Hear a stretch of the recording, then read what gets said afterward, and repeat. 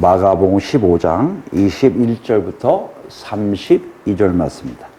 같이 읽겠습니다.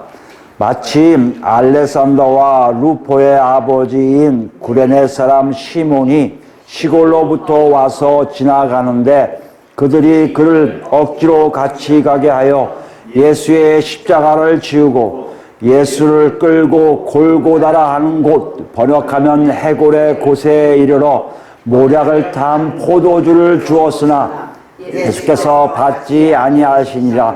십자가에 못 박고 그 옷을 나눌세 누가 어느 것을 가질까 하여 제비를 뽑더라. 때가 제3시가 되어 십자가에 못 박으니라. 그 위에 있는 죄패에 유대인의 왕이라 썼고 강도 둘을 예수와 함께 십자가에 못 박으니 하나는 구의 우편에 하나는 좌편에 있더라.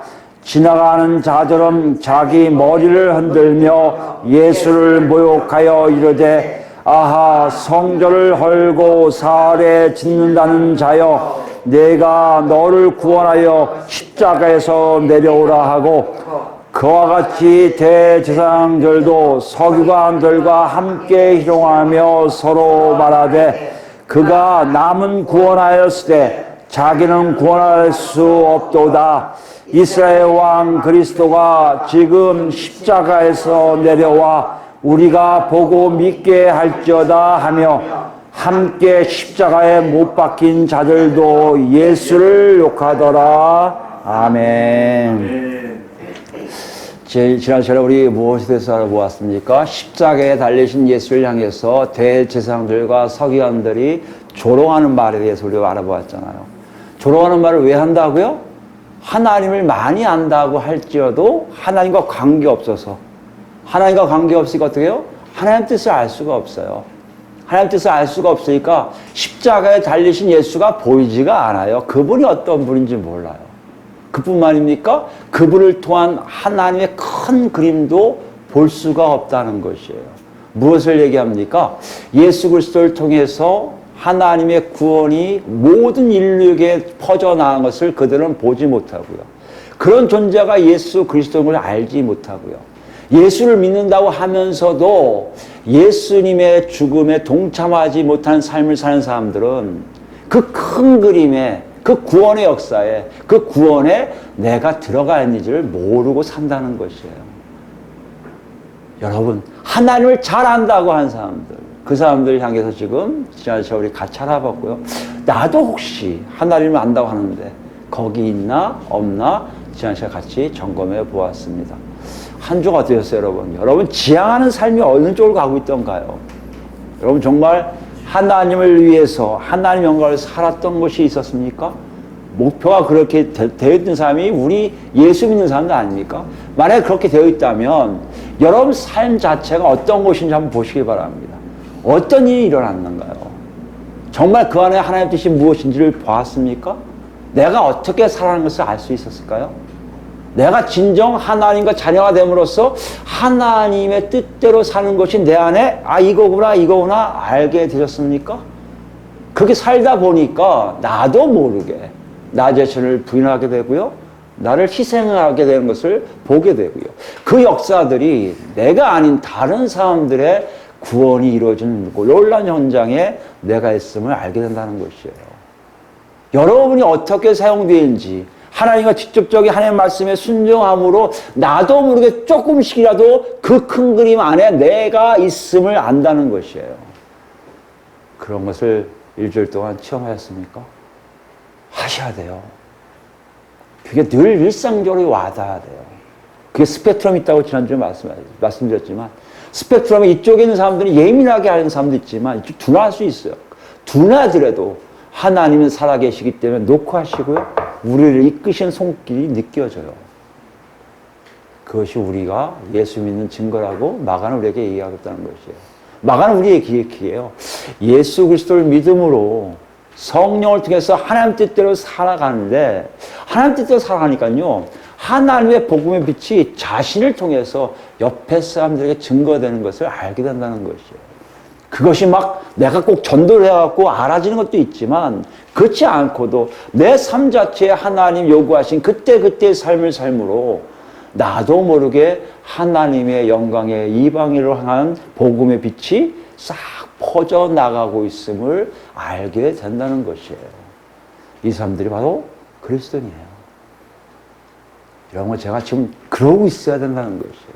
아니면 아직 예수를 못 만났든지 아니면 예수를 만나긴 만났지만 인큐베이터 안에 있어서 부모가 누군지 모르고 내가 네 아빠야 해도 모르고 있는 그런 우리의 상태라는 것을 지금 말씀하고 계시다는 것이에요. 저희들이 언젠지 모르지만 제 바람에는 빠른 시일 날 와서 그때가 와서 빨리 그 인큐베이터 기구를 벗어버리고 아장아장 걷는 사람도 있고 기어다니는 사람도 있겠죠. 하여튼 기어다니는 것부터 시작합시다. 기어다녀서 아버지 뜻대로 살아가는 우리 모두가 되기를 바라요. 그러기 위해서 6년 동안 여러분과 제가 같이 예배드린 거고요. 그러기 위해서 하나님이 지금도 녹화하고 계신 걸 저는 믿습니다. 이 녹화 소리 다 응답하기를 바랍니다. 오늘은 더 나갑니다. 지난 시간에 이어서요, 29절에서 32절까지 십자가에 달리신 예수 그리스도를 향한 유대인들 말 중에 마지막 부분이 오늘입니다. 그게 어디에 있어요? 32절 말씀입니다.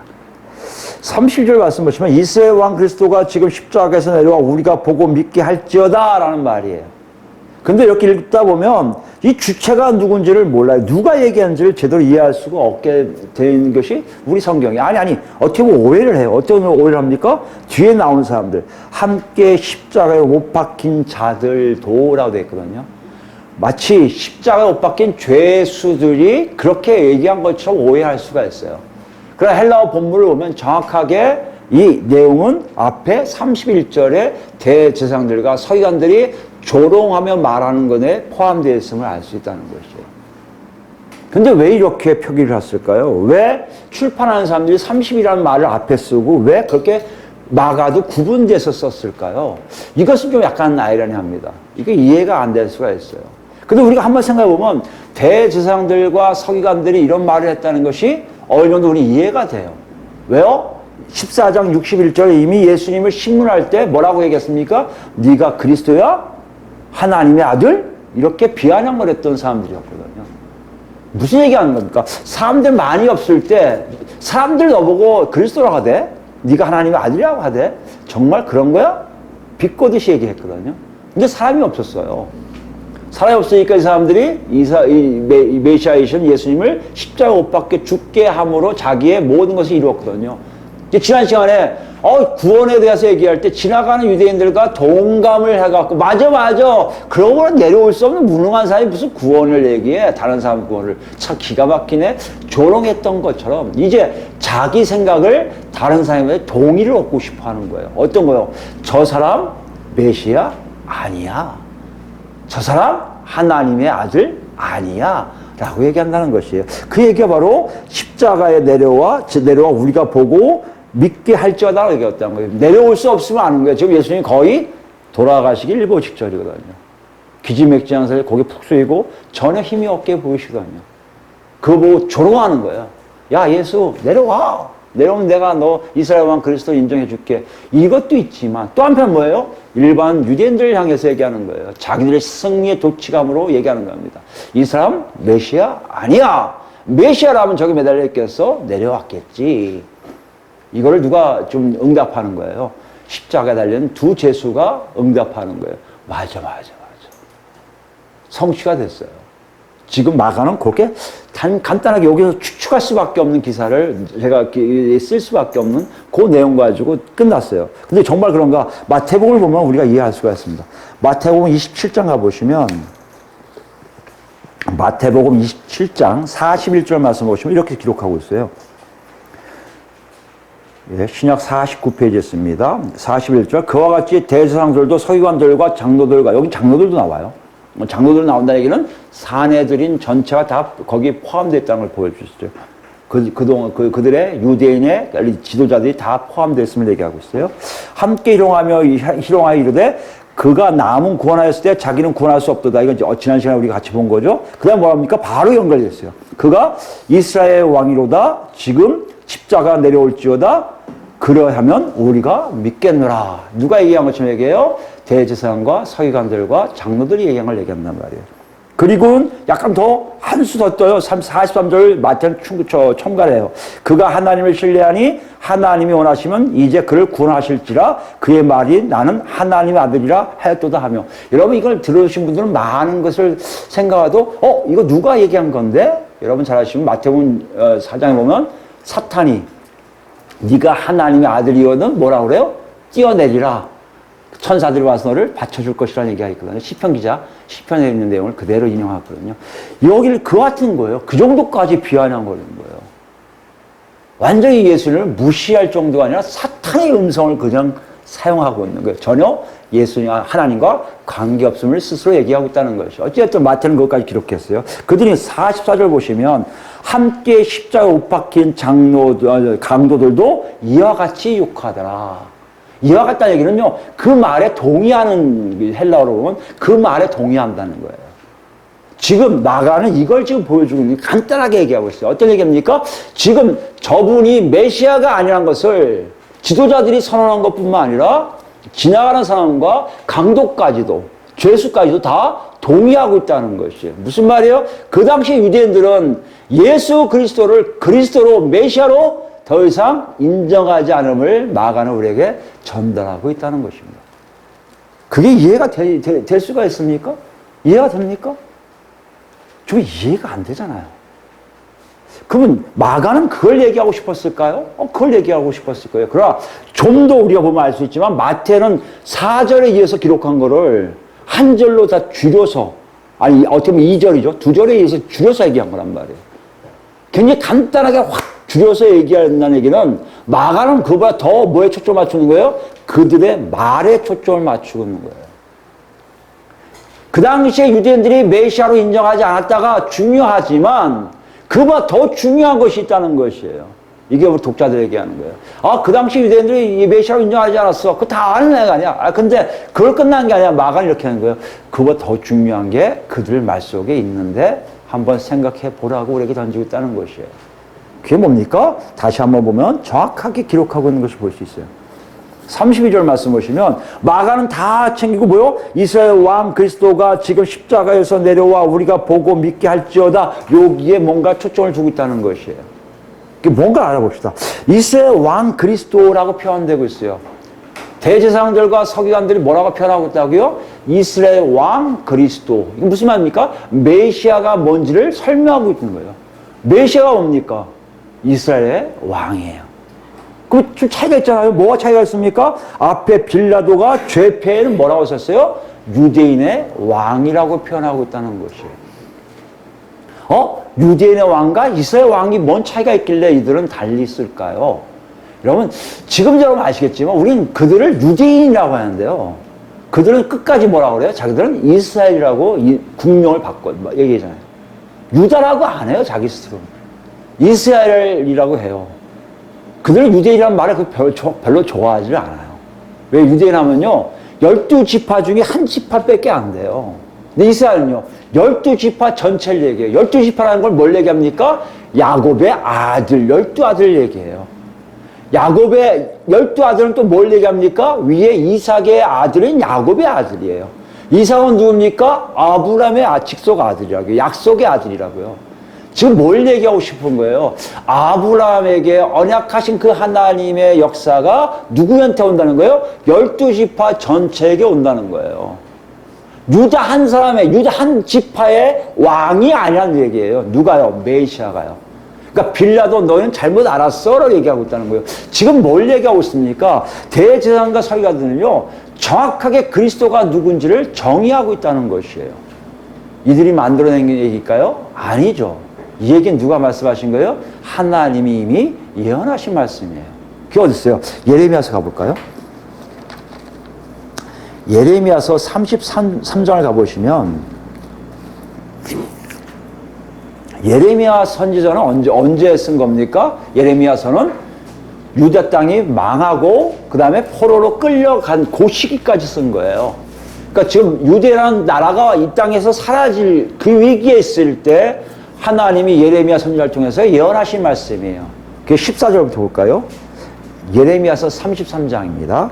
14절 말씀 보시면 여호와의 말씀이니라 보라 내가 이스라엘 집과 유다 집에 대하여 일러준 선한 말을 성취할 일이라. 여기 이스라엘 집과 유다 집이라 하는 이유가 있어요. 누구 때문에? 솔로몬 이후에 르호보암 왕 때 어때요? 두 나라로 갈리죠. 남북으로 바뀌어요. 그죠? 남쪽이 남유다, 위쪽이 북이스라엘이라고 되어 있어요. 그러니까 이스라엘 이름은 얘들 가져가요. 10개의 지파가. 여기 베냐민하고 유다만 유다라고 되어 있단 말이에요. 그걸 지금 얘기하시는 거예요. 이스라엘 집과 유다 집이라는 얘기는 전체를 얘기하고 있는 거예요. 전체. 한쪽만 치우친 게 아니에요. 유다 집에만 있는 게 아니라 예레미야 시기에 누구만 남았는데요. 유다만 남아있어요. 이미 북이스라엘은요. 사마리아인이라고 평하는 예수님 당시에 사마리아인이라고 평하는 것처럼 이미 혼혈이 정책이 이루어지고 있는 상태예요. 700몇 년도에 막았고 여기는 580년, 한 100년 가까이 지났기 때문에요. 이미 여기는 혼혈된 상태가 있단 말이에요. 그런데도 하나님 입에서 뭐가 나오신다고요? 이스라엘 집이 나오고 있어요. 12지파를 다 포함하고 있음을 얘기하고 있다는 것이에요. 그날 그때 내가 15절입니다. 다윗에게서 한 공의로운 가지가 나게 하리니 그가 이 땅에 정의와 공의를 실행할 것이라. 그날에 유다가 구원을 받겠고 예루살렘이 안전히 살 것이며 이 성은 여호와는 우리의 의라는 이름을 얻으리라. 지금 예레미야가 거주하고 있는 유다 땅에 대한 말씀이고 예루살렘이 다시 설 거라고 말씀하시는 거예요. 회복될 거라고 약속하고 계신 거예요. 여기에 끝나지 않아요. 17절 보세요. 여호와께서 이와 같이 말씀하시니라. 이스라엘 집의 왕위에 앉을 사람이 다윗에게 영원히 끊어지지 아니할 것이며 다윗에게서 나온 왕이 이스라엘 집도 다스리게 되어 있다는 것이에요. 내 앞에 번제를 드리며 소제를 사르며 다른 제사를 항상 드릴 레위 사람 제사장들도 끊어지지 아니하리라 하시니라. 무슨 말이에요? 완전 회복을 하시겠다고 약속하고 있다는 것이에요. 지금 대제사장들 설교하는데 이걸 알아요. 그러니까 유다의 왕이 아니에요. 누가요? 메시아가요. 메시아는 누구예요? 이스라엘 전 아브라함의 자손들의 왕이에요. 그러니까 이 사람들은 그걸 믿고 있는 거예요. 자기들뿐만 아니라 하나님 다 긁어 모으시겠다는 것을 알아요. 지금 그리스도에 대한 개념을 이 사람들이 모른다고요? 알고 있다니까요. 그러니까 얘기하는 거예요. 다시 한번 보면요. 본문을 보시면 그래서 이들이 얘기하는 얘기가 내려오라고 하는 거예요. 자기들 앞에서 뭔가 보여주라는 거예요. 왜 그러냐면요. 하나님 역사는 구약을 통해서 계속 어떤 일을 합니까? 하나님과 함께한 자들은요. 반드시 하나님이 보호하셨어요. 여러분 잘 아시는 다니엘서를 보면 알겠지만 포로 당한 사람들조차도 하나님이 함께 하시니까요. 죽음에서 면해지고요. 어려움에서 다 면해진 것을 봤거든요. 그게 유대인들이 갖고 있는 그들이 갖고 있는 신학이에요. 신학적 정리예요. 하나님은 하나님이 지칭하고 하나님이 세운 자는 반드시 보호하시고 지키시고 무엇인가 이루실 것이라는 얘기예요. 그런데 지금 예수님은요. 그렇지 못해요. 십자가에 매달려 있어요. 아무 힘도 없어요. 누가 욕해도 대꾸가 없어요. 이스라엘 저 군인들이 뭐라고 할 수가 없어요. 이 상태에 있는 걸 보고 전 유대인들은요. 저건 메시아가 아니야 라고 인정할 수밖에 없고요. 이거를 대제사장들과 서기관들이 교묘하게 이용해서 자기들의 승리를 선언하고 있음을 우리가 보게 된다는 것이에요. 마간이요. 이 장면을 이런 상태를 그대로 독자들에게 보여주면서 우리들을 초청하고 있단 말이에요.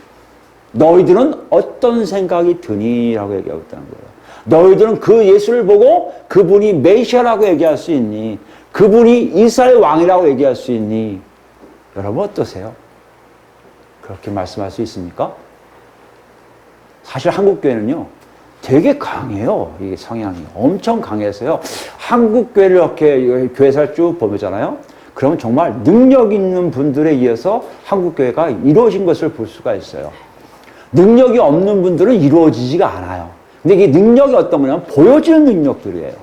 사람들 앞에서 일어나는 일들 가지고 부흥한 역사들이 참 많이 있습니다. 그걸 가지고 하나님이 함께 하셨다는 증거를 많이 삼아요. 그러다 보니까 지금 오늘날의 한국교회의 모습을 보면요. 이것 자체를 가지고 왔는데 지금 일어나고 있습니까? 안 일어나고 있습니까? 하나님의 역사가 없는 걸 보이거든요. 그게 뭘 가지고 자꾸 얘기해요? 프로그램을 가지고 얘기하고요. 이제는 그것도 못해서 어떤 전국적인 운동, 전 세계적인 운동을 보여줌으로써 우리가 하나님과 함께 하심을 나타내려고 한다는 것이에요. 우리 눈에는 메시아라면, 그리스도라면 그런 일을 하실 뿐이에요. 여러분 머릿속에 한번 생각해 보세요. 우리 예수님 하면 여러분 어떤 모습이 생각납니까? 요한계시로 나온 정말 화려하고 빛이 나고 황금으로 완전한 옷을 입히시고 눈이 번쩍번쩍 빛나는 도저히 누구도 이렇게 볼 수 없는, 납작 얻을 수밖에 없는 영광스러운 모습에 그리스도만 생각하고 있지 않습니까? 실제로 그런 것이 굉장히 한국교회 전체를 자꾸 이어가고 있는 걸 볼 수 있어요. 한국교회가 옛날에는요, 겸손을 가르친 때가 참 많았습니다. 얌전하라고 가르칠 때가 참 많았어요. 특히 정치적인 얘기에서는 온전히 함구하라는 얘기를 많이 가르쳤습니다. 근데 오늘날은 바뀌었어요. 과거 진보적인 기독교학자들, 진보적인 그리스도인들만 했던 일들을 자칭 보수라고 하는 사람들이 더 많이 하고 있어요. 그래서 뭐라고 얘기하냐면 그들 입에서 스스로 나오는 얘기예요. 이제는 골방신학이 아니다. 골방신학이 뭡니까? 골방에서 아무도 모르게 오직 보이시는 하나님께 너희 모든 것을 아뢰면 되린다는 이것이 사라졌어요. 이제 뭡니까? 광장신학이에요. 모두 다 광장으로 나오라는 거예요. 우리 하나님은 정말 위대하신 분이고 이 우주 만물을 다스리신 분이고 왕이시기 때문에 다 나와서 우리의 힘을 보여주는 것이 예수 믿는 사람처럼 얘기하고 있다는 것이에요. 뭘 얘기합니까? 그리스도를 바라보며 느끼는 우리 마음에 뭐요? 강력함이 곧 그리스도의 상징이 됐다는 얘기예요. 화려함이 그리스도의 상징이에요. 외형적인 능력이 나가는 게 그리스도의 상징이에요. 그것이 없으면 우린 예수 믿는 거라고 할 수가 없다고 얘기할 수도 있어요. 그래서 지금 한국교회는 방황하고 있어요. 아니, 혼돈에 빠져 있어요. 하나님의 역사가 전혀 없으니 성령 운동하신 분들, 말씀 사역하신 분들 다 헷갈리고 있어요. 그러니까 이상한 이 사람들, 거짓되게 인간의 생각, 심리학을 이용해서 모든 것이 하나님의 역사로 착각하게 만든 일들이 지금 혼돈을 일으키고 있는 것들이 많이 있습니다. 이런 상황에 우리의 모습들이에요. 그럼 우리가 예수님이 축 늘어진 십자가를 바라보며 그분이 이스라엘 왕 그리스도라고 고백할 수 있겠습니까? 이렇게 하지 않을까? 똑같죠? 내려오세요, 내려. 왜 거기 계세요? 왕자에 계셔야지. 왜 거기 계세요? 내려오셔야 우리가 살잖아요. 지금 그러고 있는 것 같아요. 여러분 어떻습니까? 안 그러세요? 여러분 삶을 돌이켜보면 그렇지 않아요? 하나님, 좀 뭔가 좀 보여주세요. 내가 좀 살 수 있게, 숨 주실 수 있게. 하다못해 내 안에 퍽퍽퍽 뛰는 이 심장 소리 좀 일어나게 좀 해주세요. 그렇지 않습니까? 뭔가에 하나님 앞에 외형적으로 눈에 보이는 어떤 일에 대해서 강구하고 있는 우리의 모습을 많이 볼 때 정말 십자가에 못 박힌 예수의 일을 통해서 여러분 그리스도란 고백이 나올 수 있는지 마가는 우리에게 지금 질문하고 있습니다. 마가는 우리가 세 번에 걸쳐서 얘기하고 있지만 첫 번째는요. 가만히 침묵 속에 하나님의 절대 순종하는 모습을 보여주셨고요.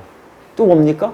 가만히 계시고 침묵 속에 하나님의 큰 그림을 봤단 말이에요. 오늘 뭐에 대해서 얘기할까요? 바로 그리스도가 누군지에 대한 거예요. 여러분이 생각하는 그리스도는 누구십니까? 어떤 목이에요? 어떤 모습으로 계세요? 오늘 그것을 질문하고 있어요. 그 질문사항에 정확하게 그리스도가 누군지 아는 사람들만이 이런 상황에서도 당신은 나의 그리스도십니다. 왕이십니다. 탁 납작 엎드려서 발에 뽀뽀하고 그분 뜻대로 살려고 애쓴다는 거예요. 누굴 향해서요? 죽어가는 한 인간을 통해서. 아무 힘이 없고 충러져 있는 예수 그 한 사람을 납작 엎드려 그분에게 전한다는 거예요. 아무도 못해요. 도망갈 수밖에 없는 상황이에요. 창피해요. 그렇게 얘기하는 게. 옆에서 예수를 믿는 종교 지도자는 사람들이 이미 선언하고 있거든요. 쟤는 메시아 아니야라고 선언하고 있거든요. 그 중에 우리는 어떻게 할 수 있어요? 지금 세상은 많은 것을 요구하고 있는데 그 중에 여러분은 그리스도를 어떻게 따라가고 있습니까? 어떻게 닮아가고 있습니까? 예수님의 죽음은 무엇을 상징하고 있습니까? 오늘 답이 오늘 직결되고 있음을 우리에게 보여주고 있다는 것이에요. 사실 예수를 믿는다는 것에 대해서 아까 우리 저하고 오면서도 얘기를 했지만 답이 없어요. 힘들어요. 인간으로, 인간의 지식으로, 인간의 상식으로 네 입으로 나 예수 믿습니다 고백하면 될 수밖에 없는 상황이 돼요. 그러나 분명하게 하나님의 계획과 하나님의 역사 속에서만 이루어진 일들이 있어요. 예수 믿는 게 뭔지를 보여준 샘플들이 있단 말이에요. 내 삶과의 관계없이.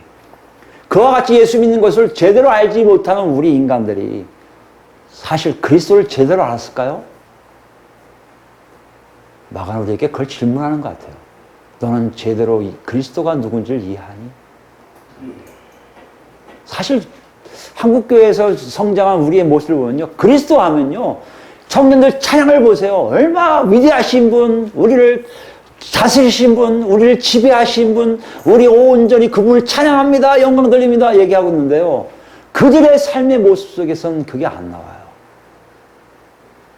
그들 입에서 나온 얘기는 고통이에요.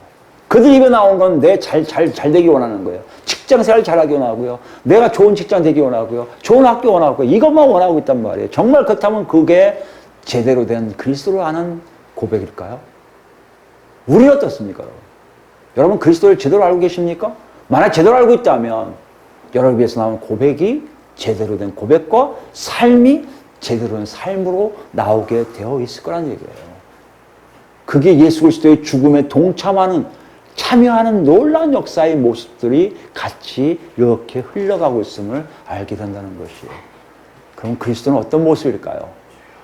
정말 강력하신 분이에요. 막강하신 분이에요. 왕권을 주신 분이니까요. 근데 그 왕권이 어떤 의미인지를 우리는 오해하고 있다는 것이에요. 그분이 우리 다스린다고 잘못됐냐? 아니요, 잘못된 거 아니에요. 다스리는 게 뭘 어떻게 다스리는지를 모르길 뿐이에요. 그분이 우리에게 놀라운 것을 주실 거 맞아요. 근데 그 놀라운 주는 게 뭔지를 모르는 것 뿐이에요. 그걸 이해하기 위해서 우리 마가가 우리에게 질문하는 것 같아요. 한번 좀 더 들어가서 그럼 그리스도가 뭔지를 같이 알아볼까 합니다. 이사야서 가볼까요? 이사야서 가보면요. 참 많은 메시아의 모습을 그리고 있는데 이사야서 11장을 가보시면 우리가 아는 내용인데요. 또 한 번 읽어보니까 독특하게 표현하고 있음을 알 수 있어요. 굉장히 독특하다.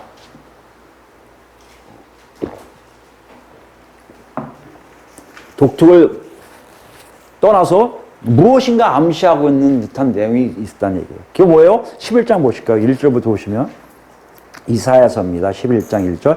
이새의 줄기에서 한 싹이 나며 그 뿌리에서 한 가지가 나서 결실할 것이요. 누가 나온다는 걸 보여주고 있어요? 메시아가 이새, 다윗의 줄기에서 나올 것을 예언하고 있어요. 그죠? 다 이미 알고 있는 여기 내용이란 말이에요. 왜요? 다윗이 그만큼 그동안 역대 왕들 중에 가장 확실한 왕의 모습이었음을 모두 인정하기 때문이에요. 근데 신기한 건요. 다윗이 왜 메시아의 상이 됐는지를 모든 사람들이 어떻게 생각하고 있습니까? 통일국가를 했기 때문에. 모든 적들 다 물리쳤기 때문에. 완벽한 장수의 모습이기 때문에. 완벽한 왕의 모습을 자꾸 하는데 그게 하는 걸 알게 해줘요. 이제 이쪽부터 보세요. 그의 위에 뭐가 와요? 여호와의 영, 곧 지혜와 총명의 영이요. 모략과 재능의 영이요. 지식과 여호와를 경외한 영이 강림하시리니. 뭐 한다는 거예요? 여호와의 영이 완전히 그분을 사로잡는다는 거예요. 그러니까 마가복음을 처음 시작할 때 예수님이 딱 나오시니까 세례받을 때 누가 들어오셔요? 성령님이 쑥 들어오셔서 하늘에서 뭐가 나요? 이는 내가 사랑하는 아들이다 하고 선언하시잖아요.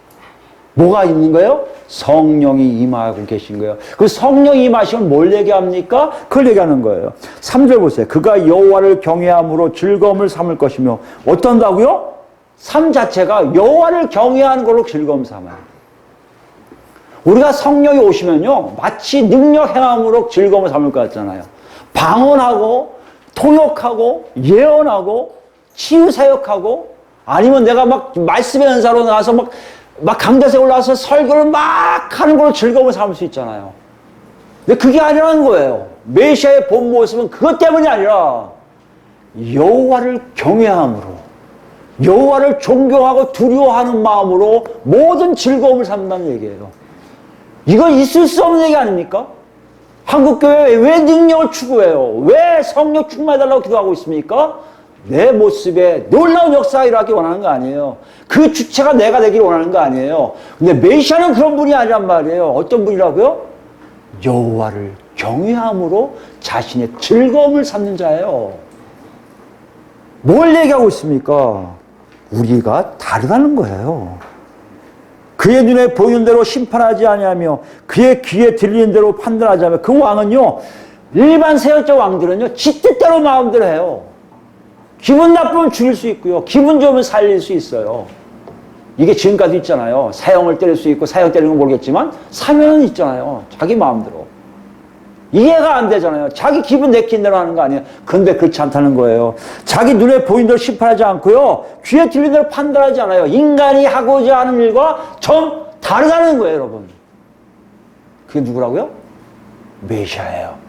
그게 누구라고요? 이스라엘의 왕이에요. 우리가 생각하는 왕이 아니에요. 우리가 착각하고 여기 그리고 있는 그 왕이 아니에요. 솔로몬도 아니고요, 다윗도 아니고요, 알렉산더도 아니고요, 징기스칸도 아니에요. 이 땅에 존재할 수 없는 유일한 왕, 그분이 바로 메시아라는 것을 보여주고 있어요. 그 보세요. 공의로 가난한 자를 심판하며 정직으로 세상의 겸손한 자를 판단할 것이며 그의 입의 막대기로 세상을 치며 그의 입술의 기운으로 악인을 줄일 것이며 공의로 그의 허리를 띠를 삼으며 성실로 그의 몸에 띠를 삼으리라. 이게 무슨 말 하는 거예요? 하나님이 함께 하심으로 다스린다는 거예요. 주를 경외하는, 여호와를 경외함으로 즐거움 삼는 이 사람이 행해지는 모든 것들의 근원이 다 하나님으로부터 온다는 거예요. 이게 뭔지를 이해하시겠습니까? 우리는 이해 못해요. 왜 이해 못할까요? 우리 이런 사람 본 적도 없어요. 태어나면서 지금까지 자라면서 우리 세상의 관심에, 세상의 관점으로, 세상의 룰대로 교육을 받은 사람이에요. 오직 가면 탈교육의 사회라는 책을 쓴 사람도 있습니까? 그런 걸 탈피하기 위해서 교육을 안 받자는 거예요. 각자 알아서 교육시키자는 거 아니에요. 그것도 이해가 돼요. 공교육이라는 게 사실 어떻게 보면요, 세상에 적합한 인간을 만들자는 거 아니에요. 우리 그런 교육받고 살아왔고 지금도 살고 있어요. 그 때문에 이런 분 얘기하면요, 이해가 안 돼요. 그래서 예언자가 이렇게까지 이 표현을 할 수밖에 없어요. 근데 신기한 게 뭔지 아십니까? 그분이 누군지를 약간 상상할 수 있게 만들었어요. 그게 뭐예요? 6절 말씀부터 보세요. 이분이 다스리는 나라를 얘기해요. 그때에 참 많이 읽은 거 아닙니까? 이리가 어린 양과 함께 살며 표범의 어린 염소와 함께 누우며 송아지와 어린 사자와 살찐 짐승이 함께 있어 어린아이에게 끌리며 암소와 곰이 함께 먹으며 그것들의 새끼가 함께 엎드리며 사자가 소처럼 풀을 먹을 것이며, 사자가 고기를 안 먹고 풀을 먹어요. 젖먹는 아이가 독사의 구멍에서 장난하며 젖대는 어린아이가 독사의 굴에 손을 넣을 것이요. 내 거룩한 산 모든 곳에서 해됨은 없고 상함도 없을 것이니 이는 물이 바다를 덮은 같이 여호와를 아는 지식이 세상에 충만할 것임이라. 무슨 말하는 거예요 지금 여러분? 이 내용이 너희들이 상상할 수 없는 세상이 될 거라고 보여주신 것도 있지만, 저는 메시아가 다스릴 나라가 뭔지를 알 수 있게 해주신 것 같아요. 인간들이 유일하게, 우리는 하지 않았지만 인간 중에 유일하게 경험한 사람들이 둘이 있어요. 그게 누구예요? 아담과 하와예요. 여기 보면 아시겠지만 이런 일이 일어날 수 있는 유일한 곳은요, 과거에 죄가 들어가지 않은 에덴 동산이에요. 뭘 얘기합니까? 죄가 없으니 아담은요, 하나님 경외하는 거에 즐거움을 삼았고요, 하나님 뜻대로만 모든 것을 했어요. 창세기 1장 26절부터 28절인가 내용 보시면 알겠지만 다스리라고 명령하세요. 하나님 뜻대로 이 우주 만물의 지구상에 있는 것들을 아담이 그대로 다스리고 있었다는 얘기예요. 이것이 뭐요? 메시아의 모습이에요. 권력을 쥐고 내 마음대로 횡행하는 그런 권력자가 아니라 하나님 말씀에 온전히 순종하고 하나님 뜻만을 증거하는 사람, 그 사람이 메시아인데요, 아담이 그걸 버렸잖아요. 그래서 마지막 사람, 둘째 사람, 죄송합니다. 더 정확하게 얘기하려고 해요. 둘째 사람, 마지막 아담인 예수 그리스도가 메시아가 되므로 아담이 하지 못했던 일들을 정확하게 하나님 뜻을 증거하기 시작하고 정확하게 하나님 뜻을 보여주기 시작한 유일한 사람인 바로 예수가 십자가에 지금 매달려 있는 거 아닙니까? 그 십자가에 매달리고 뭘 얘기합니까? 이것이 내 뜻이라는 것을, 하나님의 뜻이라는 것을 만천하에 보여주고 있는 거라는 것이에요. 이게 메시아예요. 이게 그리스도예요. 화려한 옷을 입고 권력을 내 마음대로 쥐었다 놨다 하는 게 아니라, 우리 말 안 듣면 다 때려 죽여도 괜찮은 그런 게 아니라, 온전히 하나님과 하나됨으로 하나의 뜻만을 정확하게 증거하는 사람, 그 사람이 이 땅의 마지막 왕 메시아라고 지금 이사야서는 얘기하고 있다는 것이에요. 10절 마저 볼까요? 10절 이렇게 또 얘기하고 있습니다. 결론적으로. 그날에 이새의 뿌리에서 한 싹이 나서 만민의 기치가, 만민의 기치란 건 만민의 표시예요, 표시. 시그널이에요. 모든 사람들이 다 그걸 본다는 거 아니에요. 쫓아올 수밖에 없는 거예요. 열방이 그에게로 돌아오리니 그가 거한 곳이 영화로우리로다. 이거 하는 거예요, 지금요. 하나님의 뜻을 펼칠 수 있는 유일한 빛이에요. 그 빛을 비칠 때 모든 사람들이 보는 거예요. 와, 저게 하나님의 뜻이었구나. 아, 저게 하나님의 영광이었구나. 야, 저것이 하나님이 인도하심에 있는 길이구나. 그걸 보여주기가 그리스도란 말이에요. 그런데 유대인들은 그런 메시아를 원치 않아요. 그런 메시아가 필요 없어요. 자기 민족을 살려서 자기 민족을 세상에 가장 우두머리로 으뜸쓰게 하는 그 우두머리를 원하는 거예요. 그러니 진정 사실, 우리가 아는 진짜 메시아가 그들 눈에 보이겠습니까? 메시아가 보일 수가 없어요. 바로 앞에 놓고도 저 사람 메시아 아니야 라고 조롱하고, 나머지 유대인들 맞아, 저 사람 어떻게 메시아가 돼? 다 합의 보고 있다는 거 아니에요. 그렇다면 우리 어떻습니까? 만약에 메시아가 정말 이런 분이라고, 정말 이 내용이 정말 그 사실이라면 우리는 지금 메시아를 모르고 있는 거 아닐까요? 내가 예수를 그리스도로 고백한다는 그 예수를 그리스도로 고백하는 고백이 정말 잘못된 고백이 아닐까요? 착각하고 있는 거 아닐까요? 마가는 오늘 이렇게 질문하고 있어요. 어떻게 알았을까요, 마가는요? 성령이 오시고 예수님이 십자가 못 박히고 부활하시고 성령이 오신 다음에 안 거 아니에요. 노크 소리에 다 들린 거 아니에요. 그리고 우리에게 초청하는 거 아닙니까? 여러분, 그게 맞아요? 안 맞아요?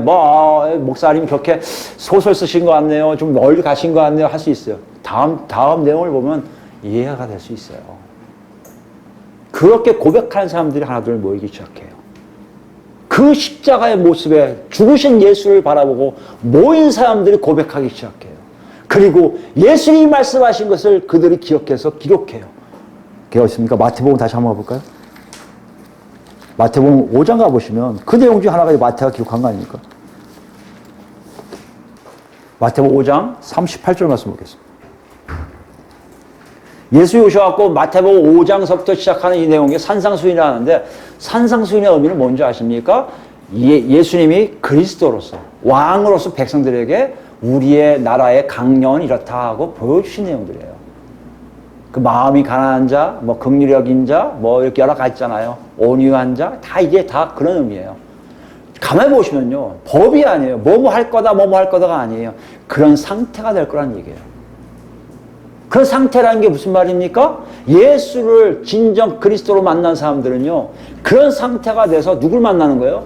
하나님 아버지를 만나는 거예요. 여러분, 예수 그리스도를 만났잖아요. 진정 만난 사람은요, 하나님 아버지를 진짜 아버지라 부를 수 있어요. 우리가 그냥 통상적인 종교적 언어로 아버지가 아니라 그분이 나의 아버지인 걸 알아요. 우리 이제 한국교회는 그렇지 않아요. 예수님만 얘기해요. 예수님만. 주장창 예수님인데요. 예수 그리스도를 만나잖아요. 바로 옆에 계신 아버지를 볼 수 있어요. 왜요? 예수님 오신 목적은 바로 그 아버지를 증거하기 위한 거거든요. 그 아버지 뜻이 어디서부터 일어나는데요? 창세 전부터 일어난 일들이 그대로 우리 삶 속에 이해가 되거든요. 그걸 지금 얘기하시는 거예요. 오늘 38절도 율법을 얘기하시는, 율법이 뭔지를 설명하고 계신 거예요. 이게 무슨 말입니까? 아버지의 뜻은 이렇다라는 거예요. 누구이기 때문에요? 예수님이 메시아이시기 때문에. 메시아가 누구이기 때문에요? 하나님과 바로 옆에 계신 분이기 때문에, 하나님 뜻을 가장 잘 아시는 분이기 때문에, 하나님 뜻을 그대로 전달하시는 분이기 때문에, 옛날에 죄 없을 때 아담이 했던 것 같은 마지막 아담이 그대로 우리에게 보여주고 있는 모습이에요. 눈으로는 눈으로 이는 이로 갚으라 하였다는 것을 들었으나 이거 율법에 그렇게 얘기했다는 얘기예요. 나는 너에게 이르노니 악한 자를 대적하지 말라. 누구든지 내 오른편 뺨을 치거든 왼편도 돌려대며 라고 했어요. 이건 이해가 안 되잖아요. 근데 아버지 뜻이라는 얘기예요. 죄가 없으면 이렇게 한다는 거예요. 딱이 때려도 야 그래 마음에 원한이 없다는 거예요. 마음에 또 품을 수 있는 어떤 복수심이 없다는 거예요. 그게 바로 예수님 오신 목적이에요. 눈으로 보여진 사건들이 실제적으로 내가 생각할 초자연적 역사도 일어나지만 그것이 문제가 아니라 더 큰 것이 있다는 것이에요. 아마 사도 바울이 아마 이걸 얘기했을 거예요. 고린도서 12장에. 뭐라고 얘기했습니까? 다 그런 은사가 있는데 나는 너희에게 부탁한다. 더 큰 은사를 사모해라. 그 다음에 사랑장이 나오잖아요. 사랑의 은사도 아니라고 막 싸워요. 학자들끼리. 우리 싸울 거 없어요. 다 뭐 있어요? 더 큰 은사가 있어요. 능력 행하는 은사가 있지만 그거 더 큰 은사가 있는데 우리는 이걸 바라지 않아요. 왜요? 우리는 아직도 세상적 관점으로 이 땅을 살고 있기 때문에. 그거 똑같아요. 야, 어떻게 눈은 눈으로 이는 이로 갚아야 겨우 시원하지도 않아요. 눈도요, 여러분 이것도 살려주려는 거예요. 눈 하나 뺀 사람이 여러분 눈 하나만 빼겠어요? 눈 2개 빼도 안 돼요. 나는 더 기분 나빠. 저는 못 고치지. 죽일 거예요 아마. 이 하나 뽑겠습니까? 아니요. 이 다 뽑아버리고 안 돼갖고 눈 하나 뽑고 눈 뽑고 다 뽑을 거예요. 이게 인간들 마음이에요. 그걸 억제시킨 게 율법인데요. 예수님은 하나님의 원래 뜻을 얘기하세요. 아니 그게 아니야. 그런 거 하나도 하지 마. 그냥 살아. 이게 예수 믿는 사람의 모습이라고 얘기하고 있다는 거예요. 또 너를 고발하여 속옷을 가지고자 하는 자에게 겉옷까지도 가지게 하며 또 누구든지 너를 억지로 오리를 가게 하거든 그 사람을 심리를 동해. 이거 저번에 얘기했죠? 로마 군인들이 와서 오리까지 갈 수 있으면 그냥 또 심리까지 가주는 거예요. 이런 이게 멋이라는 얘기예요. 아 싫은데 오리까지 왔네. 집에 와요? 가라. 에이 이러지 말고요. 가면서 괜찮아요? 재밌었어요? 이게 예수 믿는 하나님의 뜻이란 얘기예요. 오리까지 왔는데 아니야 제가 오리는 제가 같이 가겠습니다. 이런 마음이란 얘기예요. 다르지 않습니까? 다른 정도가 아니라요. 세상 사람들이 우리를 보면 이해를 못하게 했다는 얘기예요. 희한하게 초대교회는 그 세상 사람들이 이해를 못해서 박해를 하는데요. 오늘날의 한국교회의 모습을 보면요. 세상 사람들이 우리를 이해 못하는 게 아니라 더 더러워서 피해요. 자기들보다 더 더럽거든요. 그러면서 우리는 전도를 못한다고, 전도 안 한다고 야단치는 거 아닙니까? 아니요. 하나님과 함께한 그리스도의 모습을 아무도 닮아가지 않기에 하나님의 복음의 빛이 전달되지가 않아요. 예수의 죽음에 동참한다고요? 거짓말하지 마세요. 하나님 뜻도 모르는데 어떻게 동참합니까? 그래서 강제로 몇 사람만에게 쥐어 패면서까지 하나님이 그들을 죽음에 동참시킨 거 아니에요. 지금까지 역사가 그래 왔어요. 그리고 다들 그러는 거예요. 저렇게 살아, 나 못 살아. 나는 이렇게 살다 죽을 거야. 그런데요, 실제로 그렇게 살라고 지금 우리에게 말씀하고 하는 거예요. 안 하잖아요. 그래서 샘플로 몇 사람만 그냥 보여주시는 거예요. 그리고 우린 그러잖아요. 아, 다행이다. 저렇게 안 살아서. 우리 악함을 아시겠죠? 이 안에 있어요. 아직도요. 아, 그렇게 안 살아서 다행이야. 아, 새끼 잘 먹고 금식 안 해서 얼마나 좋아. 어떤 분은 매일매일 금식을 난 안 해줬네. 이게 우리 마음 아닙니까? 다른 거예요. 예수 만나는 게. 42절 내게 구하는 자에게 주며 내게 꾸고자 하는 자에게 거절하지 말라. 왜 이러냐?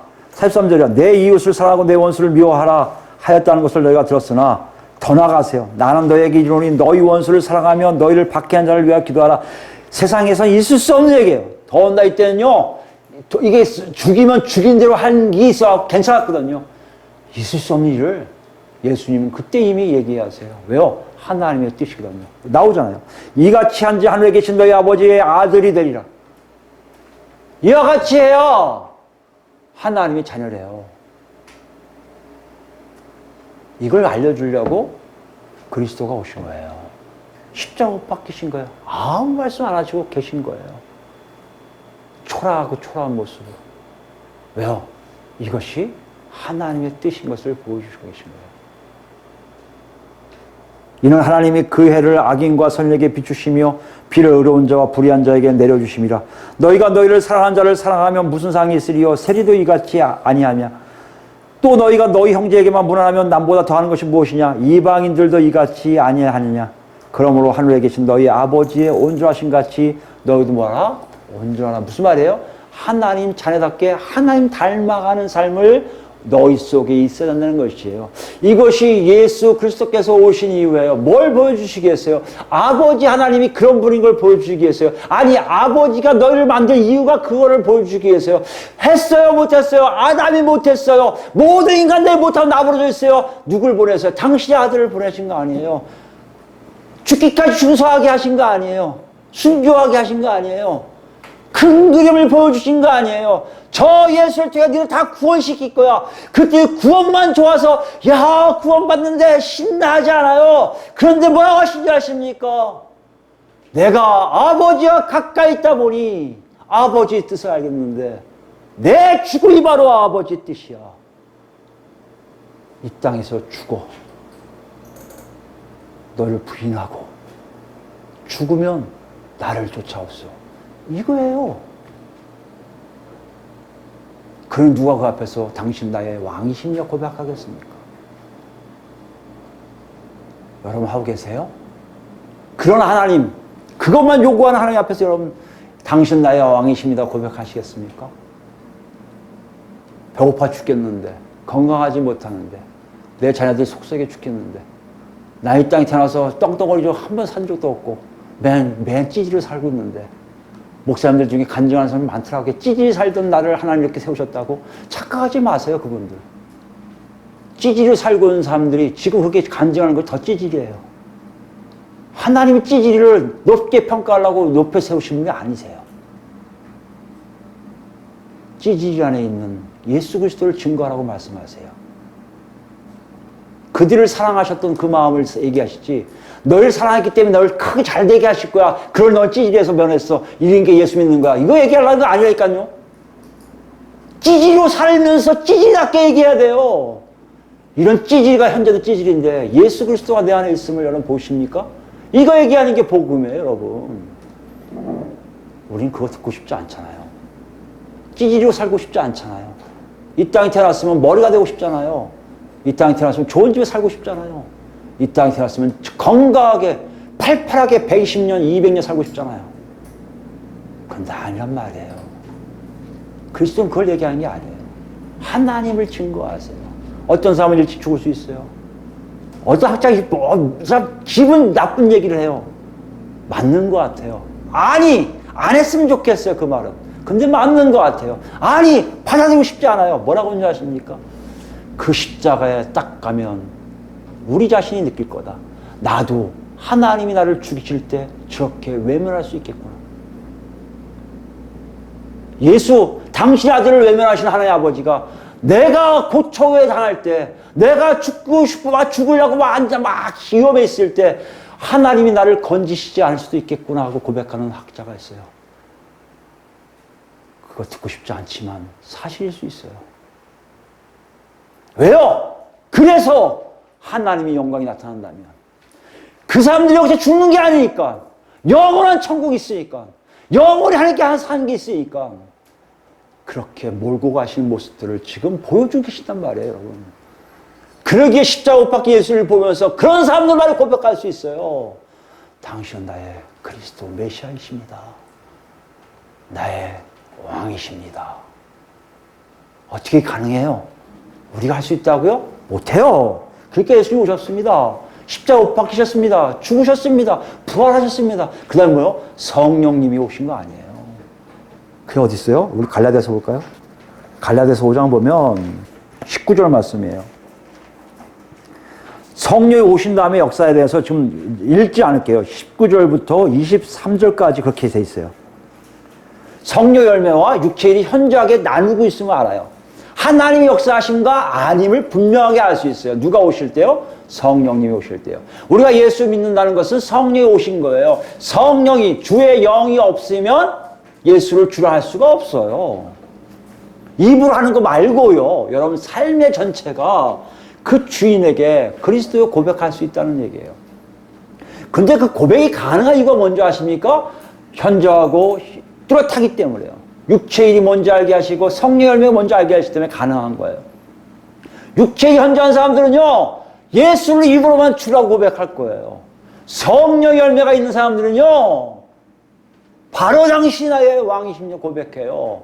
내 여건에 관계없이, 내 환경에 관계없이, 예수의 모습이 초라하든 뭐든 상관없이 그분 때문에 내가 살아있습니다. 그분 때문에 아버지를 만나며 알기에 왕이십니다라고 고백한다는 것이에요.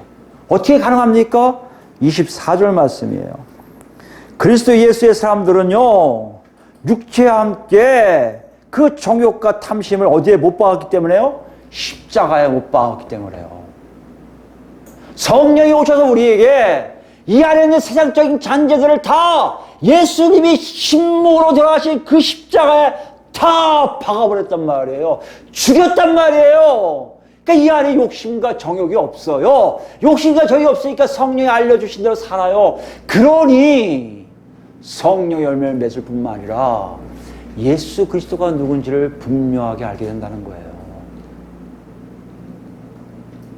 여러분 어떠세요? 성령 받으셨어요?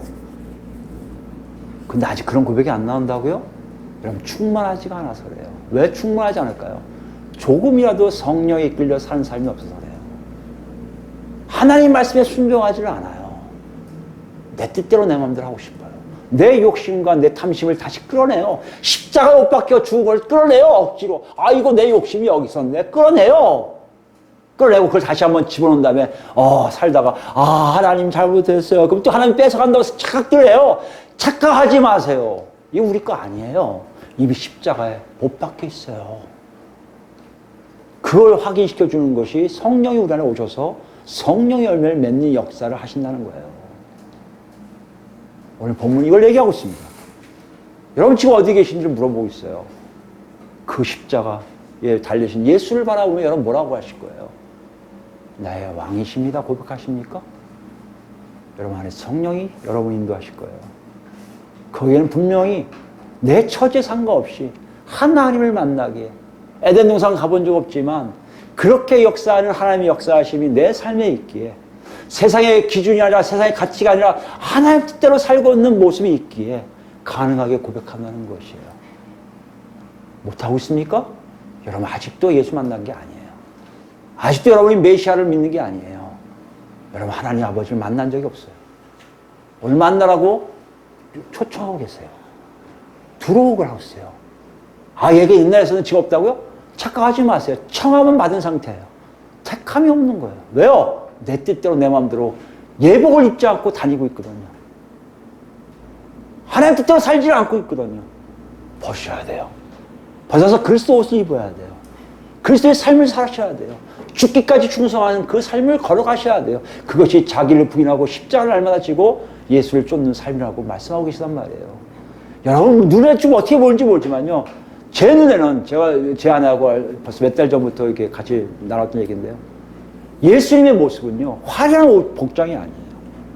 평미의 복장이세요. 정말 평미의 복장이세요. 그분이 우리에게 이렇게 계신 것 같아요. 내가 이 땅에 와서 이 복장으로 3년 반 동안 끊임없이 하나님 뜻을 이루기 왔듯이 너들도 죽기까지 이런 삶을 살라고 우리에게 말씀하고 계시다는 얘기예요. 이런 삶을 살다 보면 죽을 거 아니냐 하나님 때. 그러면 예수님이 죽은 후에 부활 승천하셔서 영화로운 단계까지 간 것처럼 너희들도 하나님 아버지가 그렇게 영화롭게 만드신다는 것이지. 니들이 스스로 이 땅에서 화려한 복장 입고 예수 그리스도 하지 않은 거리 하면서 나는 하나님의 자녀라고 얘기하는 거, 하나님 영광 가리는 것을 알게 하신다는 것이에요. 그 예수님이시고 우리의 예수님이시고 그 그리스도가 우리의 그리스도세요. 가자고 하세요. 그 시작이라고 하세요. 이건 다음 주에 있을, 다다음 주부터인가요? 또 나올 겁니다. 부활이 시작이에요. 부활이 바로 그걸 알리세요. 부활 이후에 사람들을 모으기 시작하세요. 우리는 이미 모아진 사람들이에요. 그렇다면 더 정신 차리셔야죠. 메시아는 지금도 평민복으로 우리에게 다가오세요. 같이 가자고 손 내미세요. 그 걸음을 한 걸음 한 걸음 옮기실 때마다 우리에게는 고통이 있을 수 있고요. 고난이 있을 수 있겠지만 우리 안에는요. 하나님만 주시는 놀라운 기쁨이 있어요. 소망이 있어요. 그거 갖고 있는 삶을 고백하는 것이 바로 십자가에 달리신 예수를 바라보고 얘기합니다. 당신은 나의 왕이십니다. 하나님이 함께 하신 그분. 오직 당신만이 하나님이 누구신걸 알게 하시는 하나님이 보내신 하나님의 아들, 우리의 영원한 마지막 왕 메시아이십니다. 고백한다는 것이에요. 이런 고백이 우리 모두에게 있기를 예수 그리스도로 축원드립니다. 아멘.